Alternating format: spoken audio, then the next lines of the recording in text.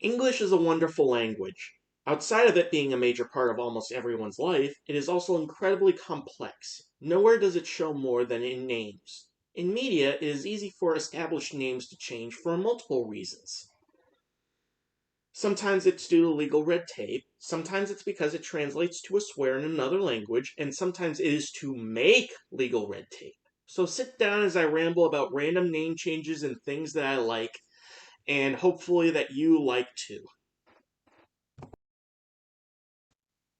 Sometimes changes in the name game can happen by a very simple and very annoying reason.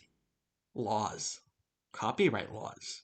There is a character in Doctor Strange Multiverse of Madness that has many tentacles, a giant one eye, and many fans assumed him to be one of the strongest nemesis that this guy has ever faced, the many-angled one known as Shumagorath, whose popularity only grew by his appearance in Marvel vs. Capcom. However, when the name was revealed, everybody was confused.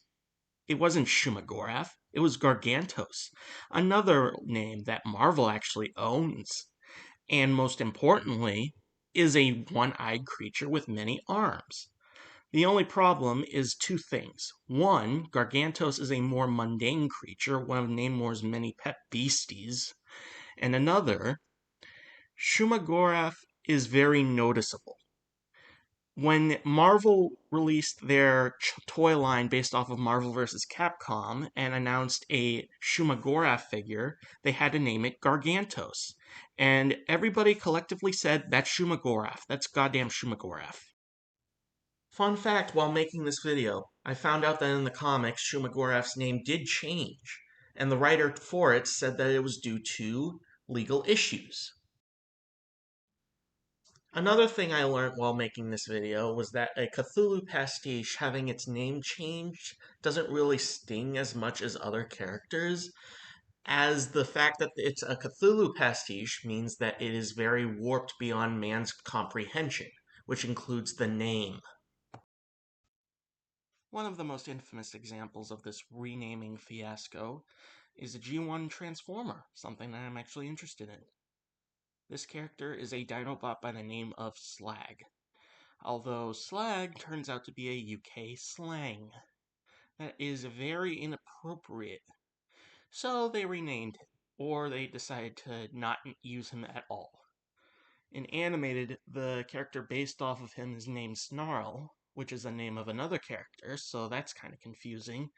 And it's even shown in the show that he named him Slag, but he took offense to it. In the IDW comics and in Fall of Cybertron, they later on gave him the name Slug, which is more closer to the original. One of my favorites is in the IDW comics, where it is revealed that Slag changed his name to Slug willingly after RC told him that it was a bad name. Normally, people would be angry about this. However, this is IDW RC, one of the characters with the highest body counts in the comic. This last example just hurts. When Warhammer became Age of Sigmar, a bunch of races had their names changes. This is personally tough because these names changed after 30 years of established lore, and the new ones just hurt to say. I mean, Elves, Dwarden, Oruks. And the worst part is that they are named characters who survived from the old world, like Gotrek, Tyrion, and Teclis, who are dwarfs or elves. But God forbid we can't have a name that can't be trademarked. This also applies to 40k, but it's a little less of the case. The Imperial Guard used to be known as Stormtroopers, but now they're the Asta Militarum. After all, you can't copyright Latin, but you can copyright dumb Latin. Thank you for watching my video. Having a video essay, albeit a short one, to my name really feels motivating. In the end, I recommend subscribing, as this is not the last time I am going to be making something like this on my channel. And make sure to check my channel for other people who are really cool and deserve a subscription also.